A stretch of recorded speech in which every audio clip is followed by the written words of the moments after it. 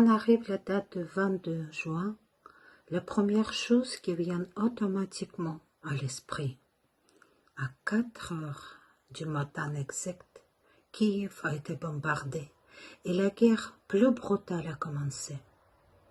Tous les hommes de ma famille participaient à la guerre.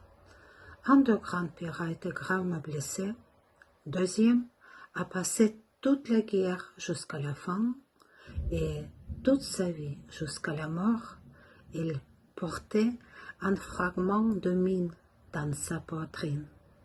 Je parle déjà à mes petits-enfants de tous leurs proches. Une nation qui a oublié son passé a perdu son avenir.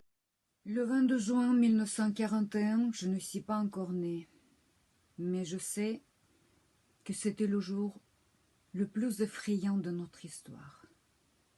La guerre, le mot qui fait trembler, le mot qui fait glacer le sang dans les veines. Horreur. On ne croyait pas que cette attaque des nazis n'est que le début d'une longue, épuisante, terrible tragédie à laquelle tous les citoyens de notre pays, alors unis, ont dû faire face sans exception. Pendant les 4 années qu'a duré la Grande Guerre patriotique, le chagrin a réussi à frapper à presque toutes les portes.